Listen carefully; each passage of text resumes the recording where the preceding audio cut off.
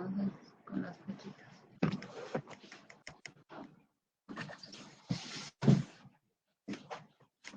Hola. Hola, hola. Buenas tardes, doctor. ¿Cómo están ya reunidos? Sí, doctor. Ya voy a empezar. Hay cambios de planes otra vez. Yo no sé qué me está pasando con todas esas cosas. Son los famosos virus de la Facultad de Medicina, pues uno va y se trae virus a morir.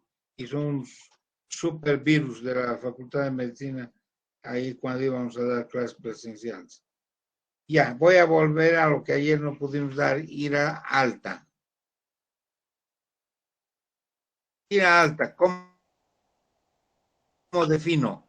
Es un proceso infeccioso de diversa etiología, principalmente viral y bacteriana, que compromete el tracto respiratorio por encima de la tráquea intratorácica. Así defino. En los niños hay que tener en cuenta de que la gran mayoría, más del 90%, es netamente viral, no son bacterianas, y enseguida vamos a ver por qué. ¿Cuáles son las infecciones de las vías respiratorias altas? Doctor, Resfriado común. Sí, perdón, no está presentando. Seguimos viendo la primera diapositiva. ¿qué pasado? ¿No ha pasado? No, doctor, No, sigue en doctor. su carátula. La definición no han visto tampoco. No, doctor. Ay, no sé qué está pasando con esta, o es la máquina o es el, no sé. Dice que no ven lo que pasa en las. ¿Ven esa pantalla? Ahora sí. Ay, entonces aquí nomás.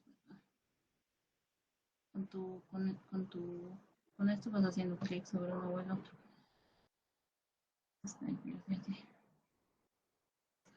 Ya, entonces definimos.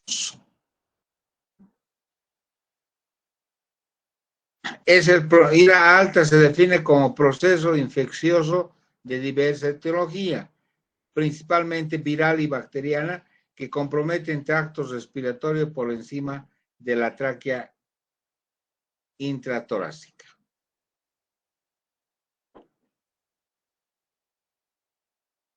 ¿Cuáles son las infecciones de las vías altas? Un resfriado común, la sinusitis, otitis media, las faringoamigdalitis y la laringotraqueobronquitis, o sea, el CRU.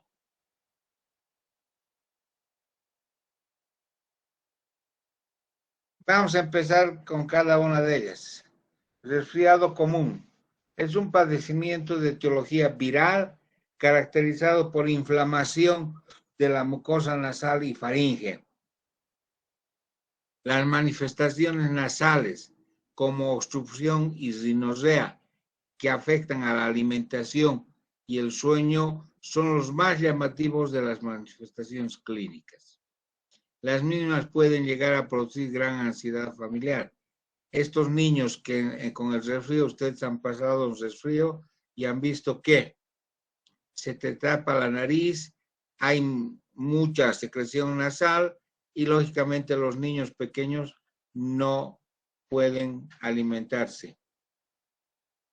Y esto provoca, hay fiebre, malestar general, el niño está decaído y todo aquello, y esto produce alteraciones en el núcleo familiar. El papá les reclama a la mamá también no sabe qué hacer, todos lloran y van al médico con esa clínica. ¿Cuál es la epidemiología del resfriado común? Tiene incidencia estacional, generalmente el invierno en los meses fríos, en el clima templado, el medio urbano es el más común, las guarderías son las donde se infectan más los niños por la cercanía de uno a otro y esto causa una epidemia intraguardería. Los preescolares y lactantes generalmente tienen un resfriado por año. Algunos hacen 5 o 8 que pueden ser directos o indirectos. ¿Por qué? Y estar en contacto con enfermos.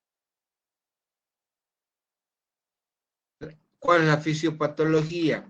Ingreso viral es netamente vía nasal o conjuntival, favorecida por las temperaturas bajas. Incubación es de 2 a 5 días. La reacción inflamatoria presenta edema de la mucosa paraciliar o hiparálisis ciliar. O sea que es por esto que el niño empieza con la famosa sinosea porque el moco se le viene hacia adelante. Aumento de la producción de las glándulas mucosas, especialmente ahí.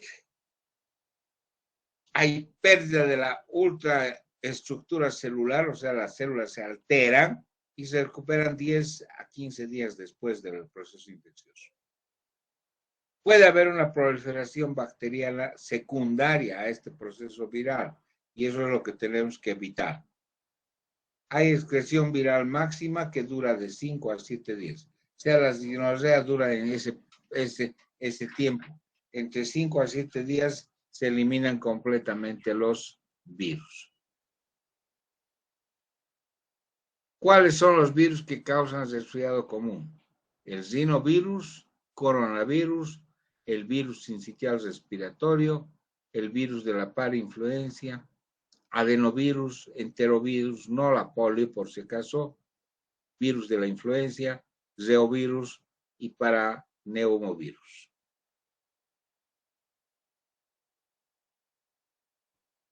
El cuadro clínico del resfriado común, ¿cuál? Hay síntomas locales, suelen empezar de 1 a 3 días de la infección viral que ha tenido el niño.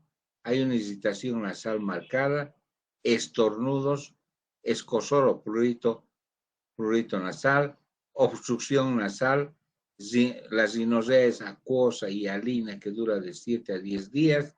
Hay una tos seca productiva de carácter nocturno, enseguida vamos a ver por qué se produce esto, y hay una hiperemia de la faringe. Los síntomas generales entre los 6 meses a 3 años de los niños, la fiebre, que dura entre 3 a 4 días, hay un lagrimeo, hay anorexia, irritabilidad, secreción nasal puede ser mucopurulenta o no, discreta disfonía, cefalea, difícil del sueño y alimentación y pueden aparecer síntomas digestivos. Todo proceso viral en los niños desencadena siempre con diarrea. Hay que tener mucho cuidado. Pueden venir a consultar por la diarrea, pero están cursando un resfriado común. El diagnóstico diferencial, ¿con quién hacemos? Con la rinitis alérgica, que es diferente. Hay picor y estornudos llamativos y hay una eosinofilia nasal. Para esto se hace una pruebita fácil, se mete una torunda a la nariz, como ahora para el COVID-19, y se extiende en el portaobjetos y se ve al laboratorio y van a aparecer eosinófilos, lo que quiere decir que es una rinitis alérgica. Cuerpo extraño. Mucho cuidado. Los niños son propensos a meterse desde botones, borradores, detalles de borrador, maíces, arvejas a la nariz. Y hay que tener en cuenta que esto produce toda la sintomatología muy parecida. Oiga, pero hay sinosea unilateral y maloliente. Secreciones nasales que pueden ser a veces sanguinolentas. Sinusitis. Habrá cefalea, dolor facial o edema periorbitario. Hay persistencia de la rinorrea 2 hasta 14 días.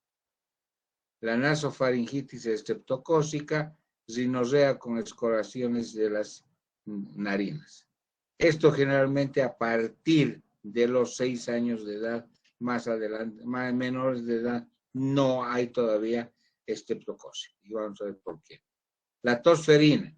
Esto sí hay que tener mucho cuidado por la tos convulsiva, persistente y que tiene quintas.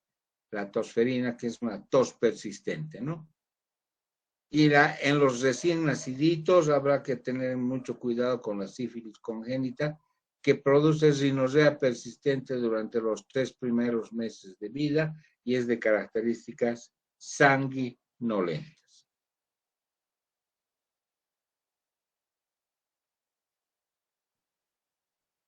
El tratamiento. En la mayor parte de los casos y dada su etiología viral, el tratamiento es sintomático. No se da ningún medicamento.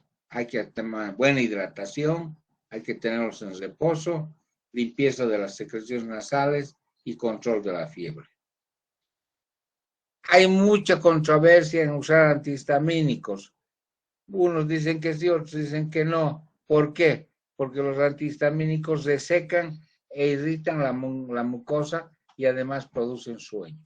Y a mí lo que me interesa es que el niño suelte, mientras más flujo nasal haya, mucho mejor. Agentes adrenérgicos orales, la efedrina, la pseudoefedrina, que habían mezclados con el paracetamol, eficaces descongestionantes nasales, alivian la obstrucción tubárica, causan efectos colaterales como estimulación o hipertensión. Por lo general, el tratamiento se basa en la buena hidratación. El niño debe tomar cualquier cantidad de líquidos, debe estar en reposo y hay que hacerle limpieza de las secreciones.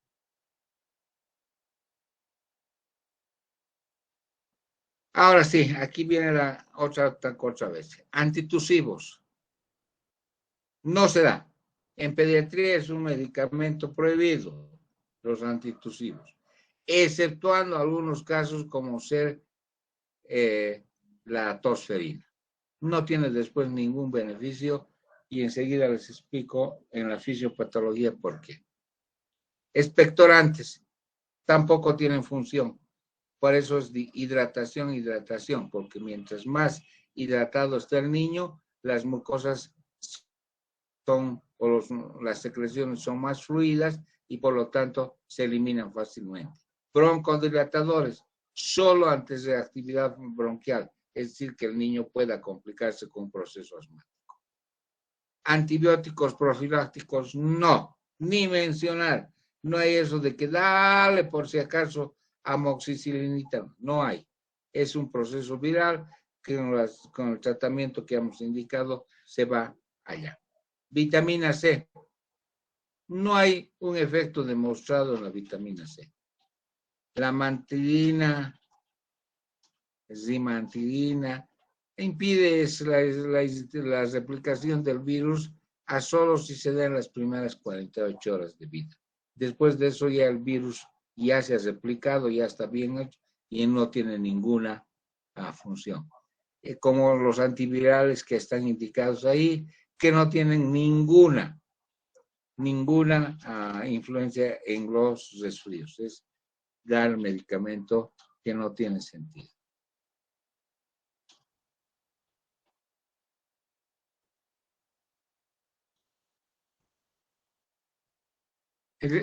¿Cuáles son las complicaciones del resfriado común? Las otitis medias en un 5 a 30%, la sinusitis en el 5 a 13%, con una bacteria que se ha sumado más al proceso viral, exacerbación del asma, como hemos indicado más antes, y las resistencias a antibióticos. Y en la influenza habrá que tener cuidado de no ir a una neumonía.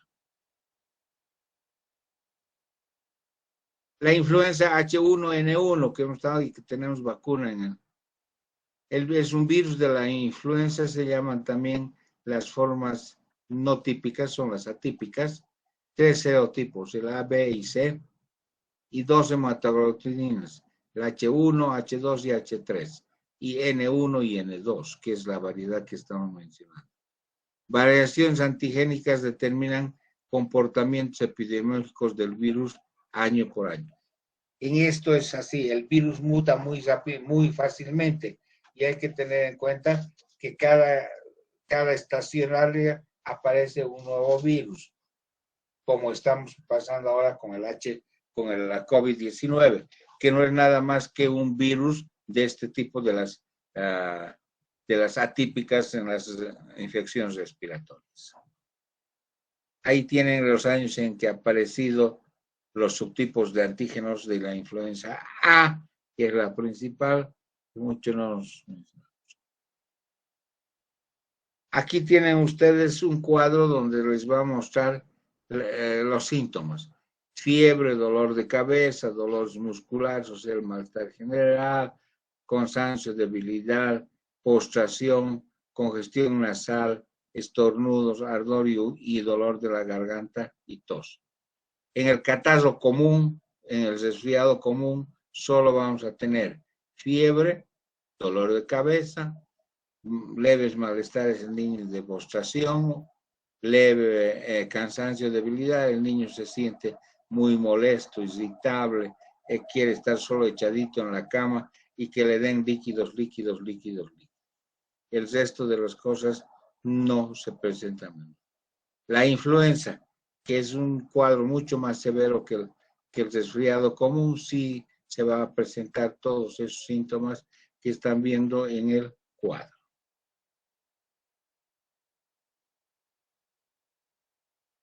Técnicas, aquí tenemos un algoritmo que son las técnicas para diagnosticar la influenza u otros virus respiratorios. Hay que ver el exudado faríngeo, nasofaríngeo. Generalmente uno se contagia el resfriado por las gotitas de Flügger. Es un contagio netamente de la nasal o de las manos infectadas que no se han lavado y que van a infectar. Sinusitis. Entre el 5 a 10% de las iras altas se complican con una infección sinusal. ¿Qué son las sinusitis? Afectan las cavidades paranasales, que están las maxilares, de que son de mayor tamaño, desde el nacimiento, el desarrollo completo, hacia los 7 años, es cuando ha completado de desarrollarse los paranasales o senos paranasales. Los frontales están ausentes al nacimiento, se desarrollan recién en la infancia y alcanzan su total tamaño hasta los 20 años. Antes no hay por qué hablar de una sinusitis frontal, especialmente en niños de 5 o 6 años. Etmoidales, estos están presentes desde el nacimiento, son los más posteriores, desarrollo completo hacia los 6 años. Las etmoidales, ¿dónde se encuentran? En el hueso etmoides, ¿no? Esto es, a ver ahora las sinusitis.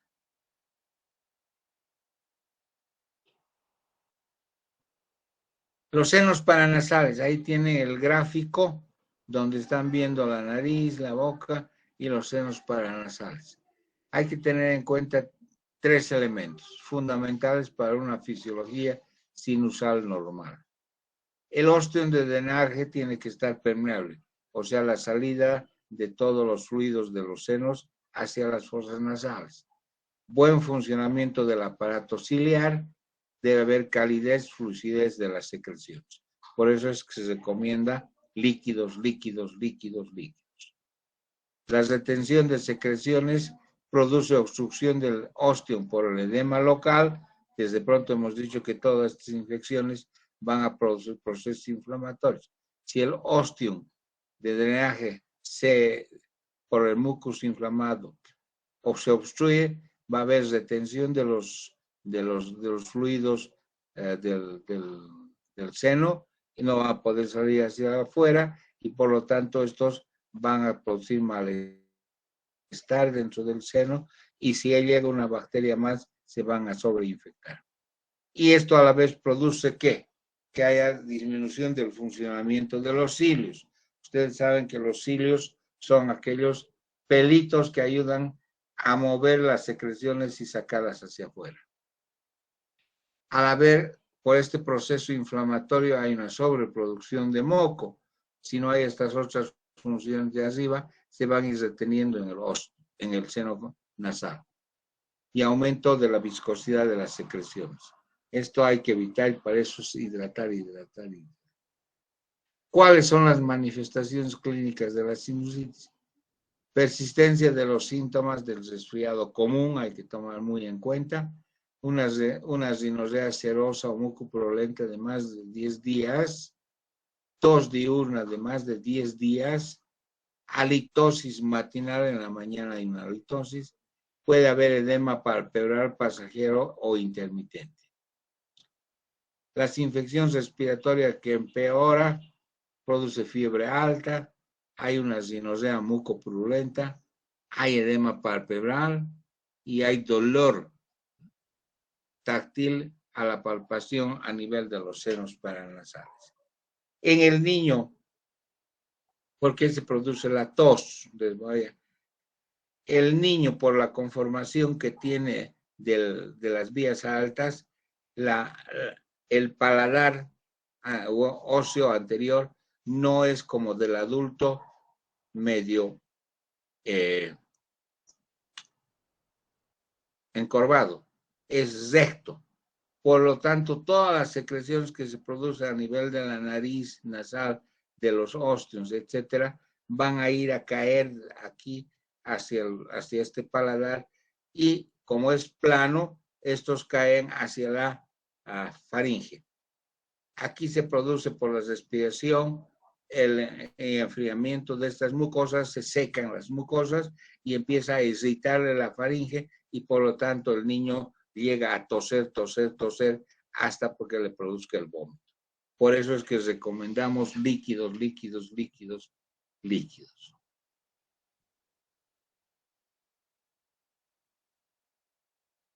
¿Cómo es la sinusitis en el lactante y en el preescolar? Tos, ya les he enseñado el mecanismo por el cual se produce, tos al correr, tos al llorar y tos al acostarse. Esto es lo que más molesta a los papás, que justamente en la noche es cuando empieza el niño a toser. ¿Por qué? Como está echado, con la cabeza echada, estas secreciones tienden a caer más hacia la faringe y por lo tanto le produce irritación y va a toser.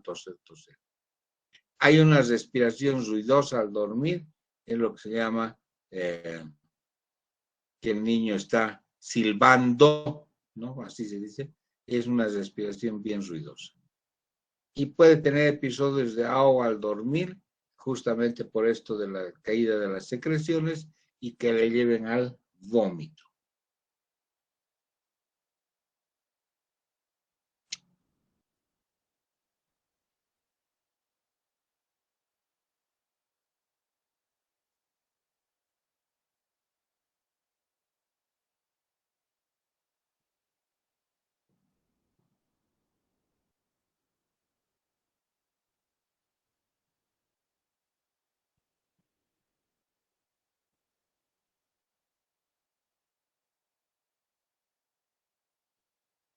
Otra vez me he perdido, ya.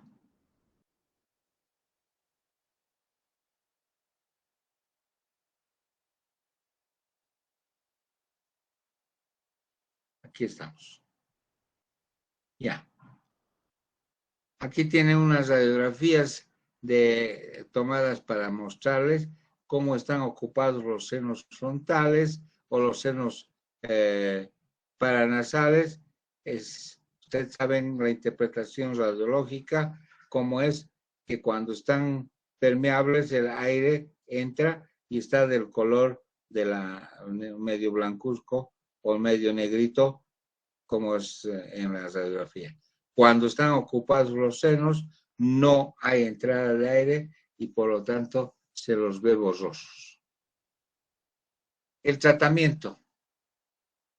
Habrá que los principios básicos, ¿cuáles son? Tratar la infección, reducir el edema que se produce, favorecer el drenaje de las secreciones, corregir los factores coadyuvantes o desencadenantes y hay que recuperar la permeabilidad del ósteo para que se drene toda la secreción. El tratamiento antibiótico, aquí sí es necesario dar un tratamiento antibiótico y para eso usamos solamente la amoxicilina. Amoxicilina que se da 2 a 3 veces al día, más o menos 2 a 4 semanas, con la dosis de 50 a 100 miligramos kilo peso. Puedes usar en las formas alternativas cefalosporinas de segunda generación, macrólidos o la cefiximina, las dos indicadas, cuando se tratan de infecciones estafilocócicas. Habrá que hacer aseo nasal con solución fisiológica o simplemente agüita, descongestionantes nasales que existen en el mercado en forma de irrigaciones, corticoides no usamos netamente y sí analgésicos porque produce dolor la sinusitis. Entramos al otro cuadro que son las otitis. La otitis, tenemos las otitis medias agudas, la otitis media con derrame, o sea, catarral, hay las otitis crónicas, otitis externa, otitis media recurrente y otitis media persistente. Pero ustedes van a tener más en cuenta las otitis aguda, la crónica y con secreción purulenta. Esa es la forma más fácil de hablar. La alta frecuencia de las otitis en niños pequeños guarda relación con ¿qué? Que la trompa de Eustaquio es más corta, es más recta como ven en el gráfico y es más ancha. Es más horizontal que en niños mayores o adultos y se inflama y pierde su funcionalidad porque entran los microorganismos de la rinofaringe que alcanzan el oído medio más fácilmente. ¿Por qué? Porque ustedes saben que la trompa de Eustaquio tiene conexión con la faringe. Y por estas situaciones de que es más corta entre la faringe y la oreja, que es más recta, es más ancha, es muy fácilmente de que todos los virus o bacterias que están colonizando la faringe puedan trepar hacia el oído y producir la infección que hemos hablado como ser las otitis.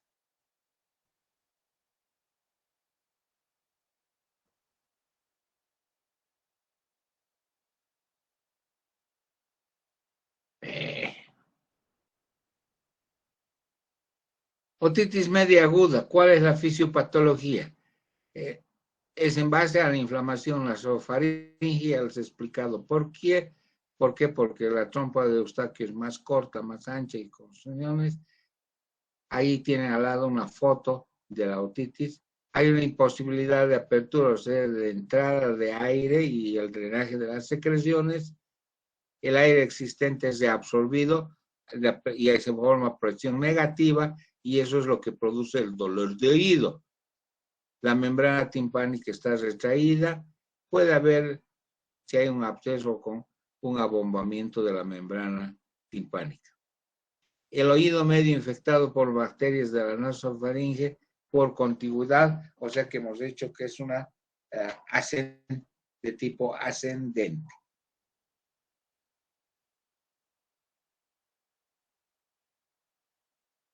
La clínica. En la fase inicial los síntomas coinciden con los del resfriado común, puede haber. Hay esa sensación de oído ocupado, hay una ligera sordera, no escucha bien el niño, hay fiebre, hay malestar, hay dolor de oído, neonatalgia, que es más intensa al tragar. ¿Por qué? Porque se produce la descompresión y presociación por la conexión que existe con la trompa de Eustaquio. Hay llanto inexplicado en lactantes, no se sabe por qué llora. Puede haber náuseas y vómitos, inapetencia. Y para esto lo mejor, para saber cuando el niño está así en estas circunstancias, hay que hacer la prueba del trago o la prueba de la mastoides. ¿En qué consiste? Uno lo pone al niño en decúbito dorsal, va hacia la orejita, se hace una compresión digital a nivel del trago y cuando esté inflamado el oído, el niño llora, siente dolor y llora. Esta es la prueba del trago. Y la prueba de la mastoides es en la misma posición, echado el niño en decúbito dorsal. Uno hace la retracción del pabellón auricular hacia adelante y va a ver la mastoides cómo se encuentra. En los casos de una otitis severa está la mastoides hiperémica, roja, y al hacer la presión digital duele. El niño llora. Ahí tenemos las alteraciones específicas al examen físico.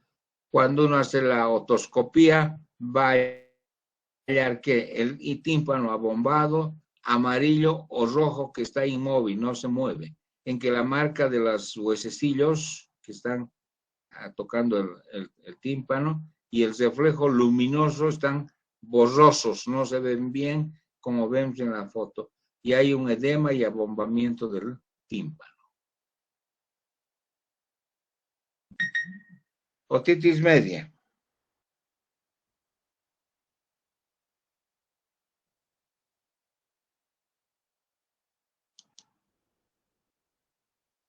El tratamiento en las otitis medias que estamos hablando son medidas generales.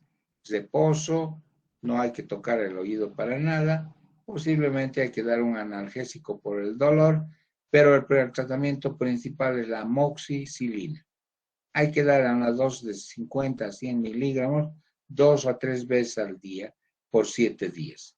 Una droga alternativa es el trimestoprim sulfametoxazol, o sea, el cotrimoxazol, que se da a la dosis que es indicada, 40 miligramos kilo peso día 2 veces al día.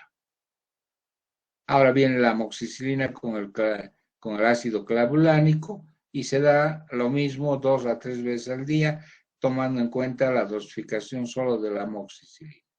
Cuando son casos más severos y haya secreciones supurativas, habrá que usar otros como la sulfaroxina y habrá que llegar a hacer la miringotomía cuando el tímpano está muy, muy tenso, muy inflamado y hay que hacer la miringotomía para descomprimir y que cese el dolor a nivel del oído.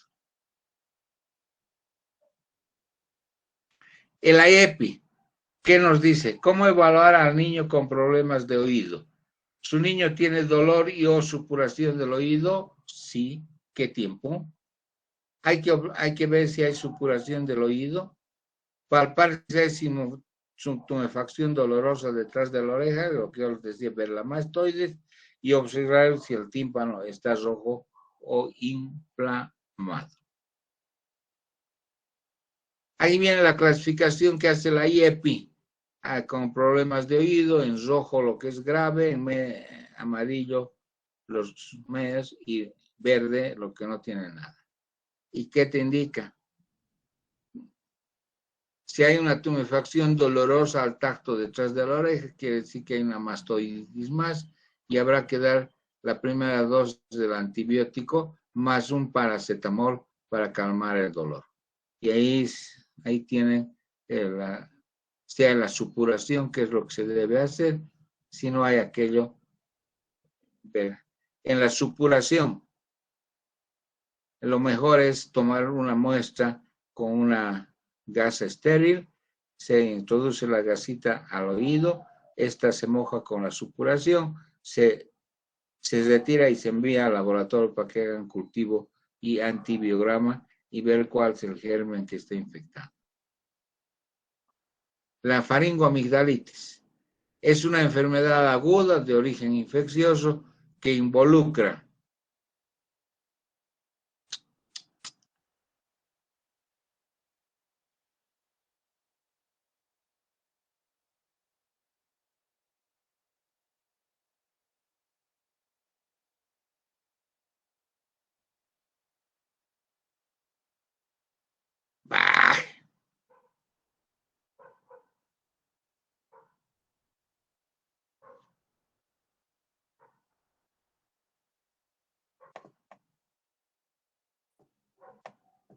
ya.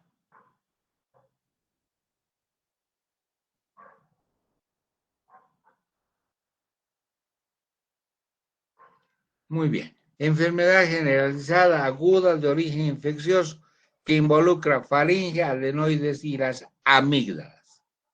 Las amígdalas y adenoides que forman parte del anillo de Valdeyer constituyen una defensa frente a diferentes agentes. Aquí es donde se forman los anticuerpos de defensa del organismo, ¿no? Generalmente en los niños se encuentra aumentadas de tamaño. Por eso es que cuando vemos a un niño, se abre la boca, se va a ver que está roja en los niños sanos y las amígdalas ligeramente grandes. No es para considerar que ya tiene faringoamigdalitis. Habrá que tomar en cuenta los otros parámetros que vamos a ver enseguida para determinar si efectivamente es una faringoamigdalitis. Como aquí dice, esto está generalmente en los niños, se encuentra aumentadas de tamaño sin que esto implique patología, alcanzando su tamaño máximo de 4 a los 10 años. Recién ahí podemos hablar de que estamos frente a un cuadro de faringoamigdalitis. Aquí tienen las fotos de una faringoamigdalitis. Miren la viral cómo es y cómo es la bacteriana. Eso nos dice todo. La viral es simplemente tumefacción, enrojecimiento, nada más de la faringe. En cambio, la bacteriana ya hay secreciones mucosas. ¿Quién produce la viral? El Coxsackie tipo B, AB, herpes simple, los adenovirus, influenza y parainfluenza y el virus del Epstein-Barr. Las bacterias están producidas netamente por el Streptococcus beta hemolítico del grupo A. Muy rara el Corynebacterium diphtheriae, que es ya la enfermedad de la difteria, y Mycoplasma pneumoniae.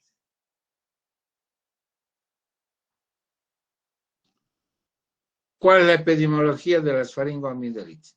Exposición a contaminación, humo o tabaco. Está producida en el otoño, invierno, en los meses fríos, generalmente en las guarderías. Niños menores de 3 años es de carácter viral y niños mayores de 3 años tiene características bacterianas.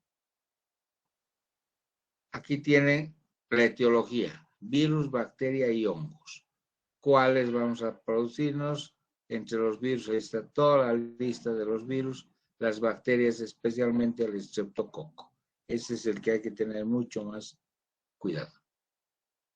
Ahí tienen un hemotécnico para ir viendo la fisiopatología de las faringoamigdalitis. Hay una colonización del patógeno, o sea, unión al receptor específico en el tejido linfoide, diseminación por los ganglios linfáticos regionales, habrá una viremia o una bacteriemia secundaria, hay una respuesta inflamatoria y se van a presentar recién todos los síntomas. El cuadro clínico. Vamos a ver, en el lactante va a estar irritable, habrá fiebre, habrá secreción nasal serosa, narinas escoreadas por tanto moquito que ha botado y buena respuesta a la penicilina, como vamos a ver. En el preescolar hay fiebre, hay vómito, dolor abdominal, se está tragando moco con pus, con cosas, por lo tanto va a haber dolor abdominal. El hablar es en su forma nasal, hay halitosis, hay secreción mucoide, faringe enrojecida, ya hemos visto en el gráfico, dolor al abrir la boca y ganglios cervicales anteriores muy dolorosos. Puede haber una otitis media que es común. En el escolar hay fiebre en el 90% de los casos, cefalea al 50%, la faringe está enrojecida, lengua roja con papilas hipotróficas, paladar blando enrojecido y habrá odinofagia. El cuadro clínico ahí tenemos de origen viral. La orofaringe enrojecida, fíjense cómo está, vesículas en pilares anteriores y paladar blando, pequeños nódulos rojizos, no hay ulceraciones, dolor orofaringeo espontáneo, odinofagia, hay saliveo, hay halitosis, hay adenopatías cervicales, que es lo más marcado, y rechazo a los alimentos. La foto es la que mejor nos dice todo.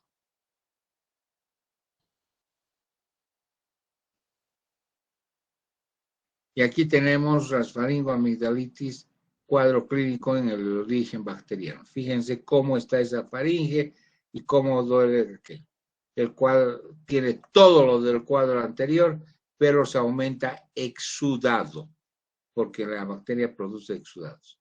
Las faringoamigdalitis exudativas se clasifican en diptéricas y no diptéricas. Eso ya es otro tema de pediatría. Las pruebas complementarias que tenemos. Anamnesis y la clínica, 25 a 30% son estreptocócicas. La proteína C reactiva o más la antitocilina, que debe ser menor a 333 para no estar normal. Cuando está arriba de esto, quiere decir que es ya cuadro infeccioso. Hay posible 333 unidades de posible etiología estreptocócica. No especifica qué tipo se hace, sino y hay cuadro faríngeo. Por eso es que al pedir en el laboratorio pides antiestreptolicinas, ¿no? Para ver frente a qué cuadro estás y cuán infectado está. El tratamiento. ¿Cuál es el tratamiento de elección de las faringoamigdalitis de carácter estreptocócico? La penicilina. Que si usas penicilina sódica de acción rápida, habrá que hacer tratamiento por 10 días, una dosis cada día. Si usas penicilina benzatínica, que es la mejor, es una inyección única, 600,000 unidades en todos los menores de 30 kilos y mayores de 30 kilos, 1.200.000. Lo mejor es dosificar 50,000 unidades kilo peso y según eso vas a dar en la penicilina benzatínica. Alternativas que tengo la amoxicilina, 50 a 100 miligramos kilo día, repartido en 3 tomas. A los alérgicos a la penicilina habrá que usar macrólidos, como ser la eritromicina, la claritromicina, etc. Lo mejor es la penicilina. En el IEPI, ¿qué nos dice? ¿Cómo evaluar al niño con problemas en la garganta? Si un niño tiene dolor de garganta, observe si hay exudados blancos en la garganta, observe si la garganta está eritematosa, palpar si hay ganglios en el cuello crecidos o eritematosos. Antes en la cátedra teníamos el IEPI. Se ha suspendido desde hace varias gestiones, no hay más IEPI. Esto le estoy dando por si acaso quieran enterarse de lo que es el IEPI. Ahí tiene la clasificación del niño con problemas en la garganta, igualmente amarillo y verde, ¿no? Las laringotraqueitis, o sea, es el CRUF, falso CRUF. Es la forma más común de obstrucción aguda de la vía aérea superior en niños. Hay que tener cuidado y vamos a ver en el desarrollo. Está caracterizado por respiraciones ruidosas de tono grave, generalmente durante la inspiración, el estridor laríngeo que se dice, es un sonido al momento de la inspiración.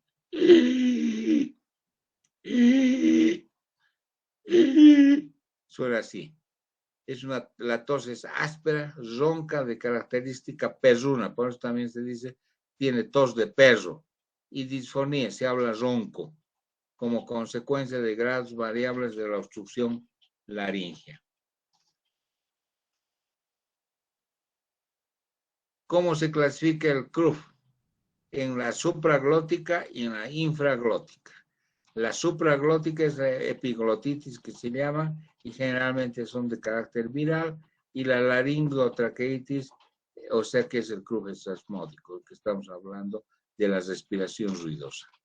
Y la infraglótica, por debajo de la glotis, está la laringotraqueobronquitis, las traqueitis que son de carácter bacteriano.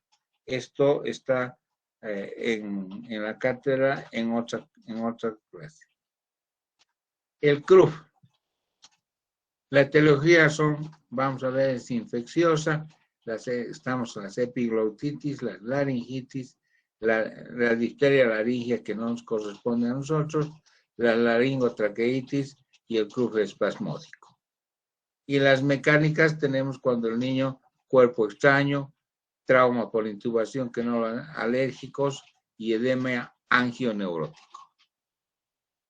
Las infecciones son virales, están incluyendo los faringovirus, virus de la influenza tipo A, virus sincitial respiratorio, adenovirus, rinovirus, enterovirus, coxsackie virus, la parainfluenza, el enterovirus humano, el citopatógeno, los retrovirus y virus del sarampión.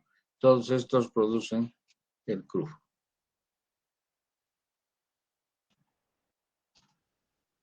¿Cuáles son los factores de riesgo en la epidemiología del CRUF? Incluyen edad 3 años o menos. Ahí estos niños nos hacen temblar cuando llegan con obstruidos. De asistir en las guarderías. Uno que llega contagia al resto. Historias de CRUF si hay en alguna de la familia. Historial familiar, como se dice. Hay infecciones frecuentes en las vías respiratorias superiores. Y los meses más fríos, desde octubre hasta marzo. Para nosotros, marzo a septiembre. ¿Cuáles son los síntomas? Espasmos de tos. La tos se hace grupal, traqueal, perruna o en ladrillo. Es así. Hay ronquera, hay fiebre, la respiración con sonidos agudos, especialmente cuando llora, y problemas para respirar, porque hay una obstrucción marcada, el niño se desespera por respirar, hay falta de apetito y necesidad de consumir líquidos.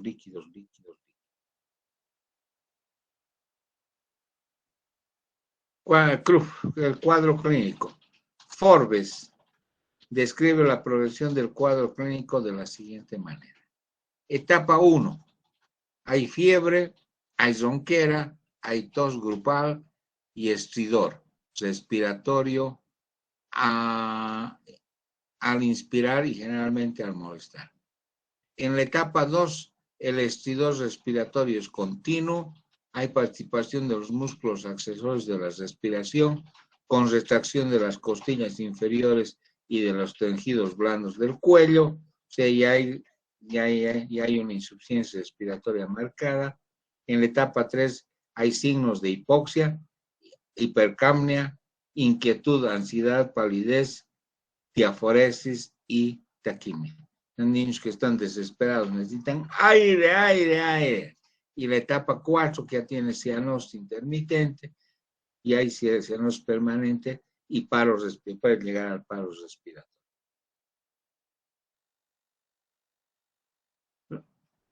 Los síntomas más serios del CRUF que pueden llegar a requerir de asistencia médica inmediata incluyen color azulado, o sea, cianosis en las uñas y los labios del contorno de la boca, una cianosis central o una cianosis periférica.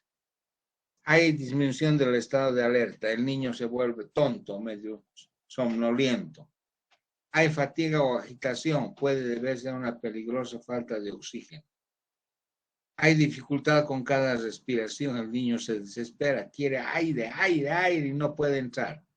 Hay sonidos agudos de la respiración, incluso mientras se descansa, es el famoso estridor de descanso. El niño está durmiendo, está echadito y está...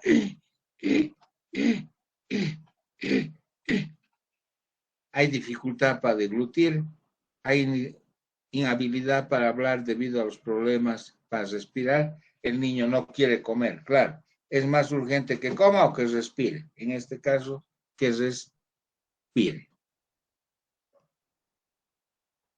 Valoración de la severidad del CRUF. Ahí tienen para dar el puntaje, que es algo parecido al Silverman, y con esto sacamos la necesidad. De menores de 3, el valor es de manejo ambulatorio, de entre 3 y 8, manejo hospitalario, y de 8 para arriba necesariamente hay que intubar. El diagnóstico se hace en base a los antecedentes, historia clínica, cuadro clínico, los exámenes de laboratorio, radiografías del cuello para observar cambios asociados al síndrome de CRUF. Pero dentro de esto, el tratamiento del CRUS consiste en cuidados personales y humidificación del ambiente. Aquí lo principal es ambientes húmedos. En otros países se dice que se les debe poner bajo la ducha para que ese vapor de la ducha entre y ayude a desinflamar la laringe. Otros hacen alrededor de las piscinas cuando hace mucho calor. Depende de la... O se recomienda también en el cuarto colgar ropa mojada para que el niño vaya absorbiendo ese aire húmedo, no aire seco. Hay que observar y control de los signos vitales. Habrá que dar oxígeno dependiendo en máscara, en bolsa, en campana cefálica o por catéteres nasales. Y hay que hacer una hidratación parenteral según requerimiento de líquidos basales para ayudar a fluidificar. Hay que usar adrenalina en estos casos. Puedes usar adrenalina en nebulizaciones o puedes usar en inyección. Y ahí tienes la forma en que se da la adrenalina. Si el paciente no ha mejorado con el tratamiento de ataque y requiere hospitalización, las nebulizaciones deben realizarse 2, 4, 6 horas cada. 2, 4, 6 horas de acuerdo a la severidad de la obstrucción.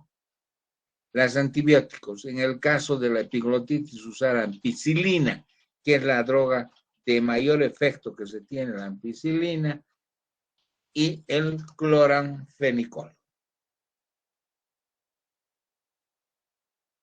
Aquí tiene un algoritmo para ver qué estamos pasando, si tiene tos perruna, estridor, disfonía, que hay que hacer para distinguir y hacer nuestros cuadros.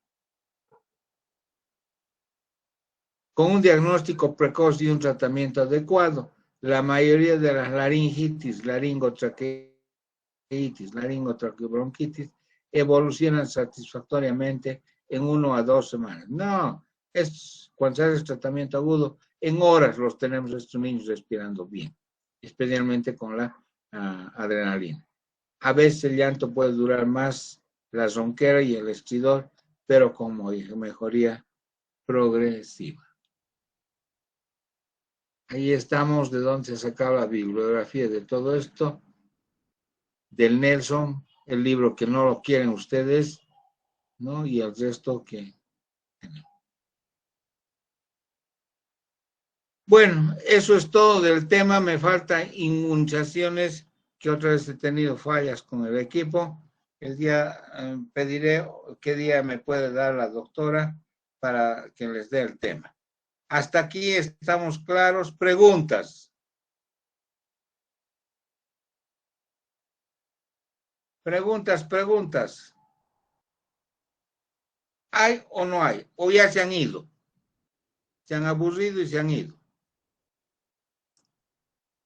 Estamos aquí, doctor. No hay preguntas. ¿No hay pregunta de nadie? Muy bien, espero que sea así y que me hayan entendido. Listo, entonces nos vemos mañana con mis alumnos normalmente a las 2:30. Y con el resto, cuando me digan en qué horario puedo dar la clase de reposición y inmunizaciones. Está bien, doctor. Gracias. Hasta luego, chicos.